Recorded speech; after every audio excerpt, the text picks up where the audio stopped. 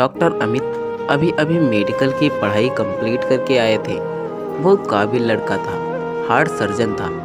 उसे एक बड़े अस्पताल में जॉब मिल गई। सबके साथ मिलना जुलना हुआ। कभी भी ऐसा नहीं हुआ था कि कोई मरीज उनके हाथों से ठीक ना हुआ हो। उसके संस्कार मोतियों जैसे थे। मुस्कुराता तो लोग आहें भरते थे। संस्कार ऐसे थे कि कामयाबी उसके कदम चूम रही थी। डॉक्टर अमित के पिता का साया तो सर से बचपन से ही उठ गया था। जो माँ थी वो गारमेंट जॉब करती थी। अपना खून बेचकर बेटे को पढ़ाया था। और एक बड़ी बहन थी जिसकी शादी हो चुकी थी। माँ का सपना पूरा हो गया था, बस एक सपना बाकी था, बेटे के लिए प्यारी सी दुल्हन का। माँ हर रोज अमित को शादी के लिए कहती थी, लेकिन अमित कहता था, माँ तुम क्यों जिद लगाए बैठी हो, कर लूँगा शादी भी। फिर माँ खामोश हो जाती थी। अमित की जिंदगी में क्या होने वाला था यह अमित की सोच से भी दूर था। एक दिन अमित की जिंदगी में एक परी जैसी कोई लड़की आई। इतनी खूबसूरत थी कि मानो जैसे कोई स्वर्ग से परी आई हो। वह बीमार थी, लेकिन देखने में बिल्कुल भी बीमार नहीं लग रही थी। उसके साथ उसकी माँ, बहन और शायद उसका भाई भी था। जब उनका नंबर आया तो वह डॉक्टर अमित के पास आए। उन्होंने नमस्ते किया और बताने लगे, डॉक्टर हम पिछले 7 महीनों से इसका इलाज करवा रहे हैं, लेकिन दिन ब दिन यह कमज़ोर होती जा रही है। डॉक्टर अमित ने उसकी तरफ देखा। वह बेबस नज़रों से अमित की तरफ देख रही थी।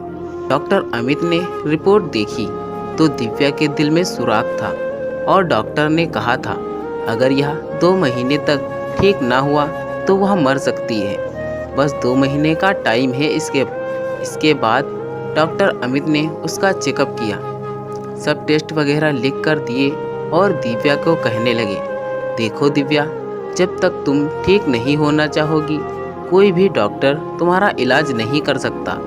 दिव्या मुश्किल से होंठ हिला सकी, आंखों में आंसू थे। बस इतना कह सकी, डॉक्टर मैं मर जाऊंगी ना। डॉक्टर अमित ने कहा, आप मेरे पास आइए, यकीन रखिए मैं तुम्हें ठीक करने की पूरी कोशिश करूंगा। बस अमित सब भूल गया। उसे दिव्या का चेहरा याद था, उस हसीन परी का चेहरा जो 20 साल की उम्र में मौत से लड़ रही थी। अमित ने दिव्या का इलाज करना शुरू कर दिया। दिव्या हर नए दिन के साथ जिंदगी की तरफ लौटने लगी थी। डॉक्टर अमित का जादू जैसे काम करने लगा था।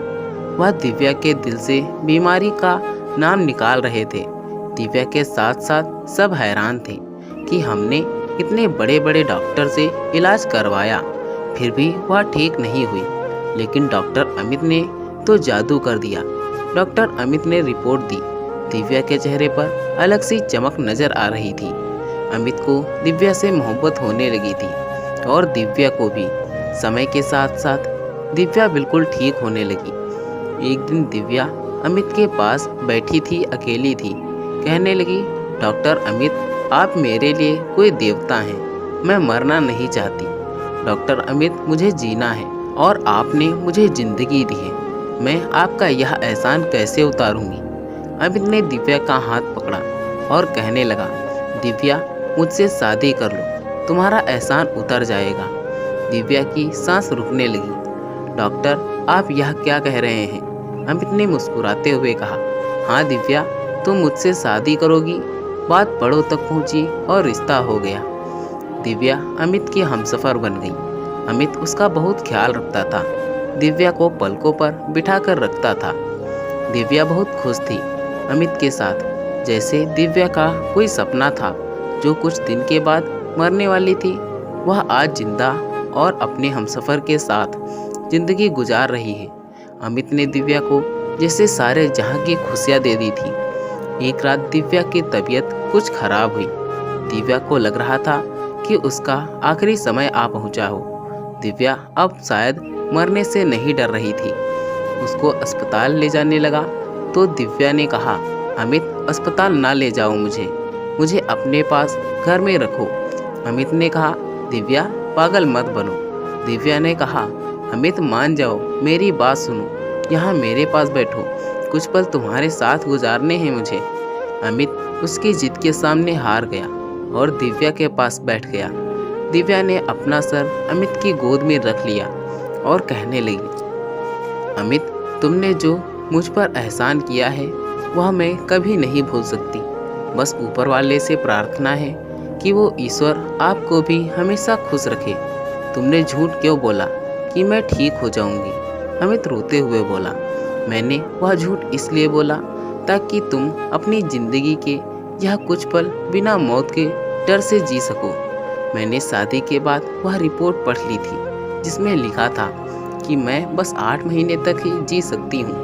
अमित, तुमको पता है मैंने इन 8 महीनों में अपनी पूरी जिंदगी जी ली है। मुझे अब ऊपर वाले से कोई शिकवा नहीं है। जो तुमने मुझे दुनिया भर की खुशियाँ दी हैं, पता नहीं क्यों तरस खाकर या मोहब्बत से मुझे तुम्हारे साथ अच्छा लगता है। अमित दिव्या की आंखों में देखने लगा। आंसू पानी की तरह बहे जा रहे थे। दिव्या ने अमित के हाथ को चूमा, कहने लगी, मेरे लिए इतना ही काफ़ी है कि मेरे नाम के साथ तुम्हारा नाम जुड़ गया। अमित बेबसी की हालत में दिव्या को तसल्ली दे रहा था, लेकिन आज बेबस था। दिव्या आंसू साफ करते हुए बोली, अमित, तुमसे एक चीज़ मांगू, मना तो नहीं करोगे ना? अमित ने कहा, हाँ दिव्या कहो। दिव्या ने कहा, पास आओ थोड़े से।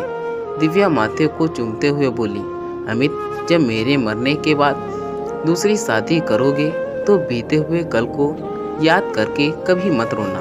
उसके सामने मेरी सब तस्वीरें उतार देना। मेरी कोई याद सामने ना रखना। तुम किसी और की बाहों में होगे ना तो मुझे बहुत तकलीफ़ होगी। मुझे तुम्हारे साथ और जीना था। मुझे अपने बच्चे देखने थे, उनका माँ कहना सुनना था, लेकिन ऊपर वाले ने इतनी ही ज़िंदगी लिखी थी। उसकी आवाज़ आहिस्ता आहिस्ता धीमी हो रही थी। अमित, बहुत प्यार करती हूँ तुमसे। अगर मुमकिन होता तो मैं ईश्वर से सांसें मांग लेती। अमित, जब शादी कर लोगी, तुम्हारे बच्चे होंगे ना, तो अपने बच्चों को भी मेरे बारे में बताना। मेरे ना सही तुम्हारे बच्चे तो होंगे ना। मुझे अपने बच्चे देखने थे। अमित, मुझे जीना था, लेकिन उसका आखिरी शब्द था। आखिर पुकार थी, बेबस निगाहें थी, खामोशी होती आवाज़, बेजान होता जिस्म था। दोनों के सब सपने मिट्टी में मिल गए थे। बिछड़ने में कुछ सांसें बाकी थी। दुनिया धुंधली होती जा रही थी। हाथ से हाथ छूट रहा था। आंसू बंद हो रहे थे। अमित की आगोश में आखिरी हिचकी ले रही थी और हाथ से हाथ जुदा हो गए। बहुत सारे सपने लिए दिव्या अमित से बिछड़ गई। भगवान ना करे कि जिंदगी कभी किसी को दगा दे। अमित बहुत मोहब्बत करता था, लेकिन बेबस था। ईश्वर के लिखे को कहाँ कोई बदल सकता है।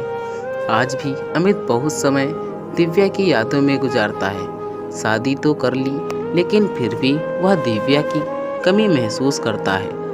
वह आज भी इतना ही रोता है। हवा हमसफ़र था। वह मरना नहीं चाहती थी, लेकिन किस्मत से हार गई थी।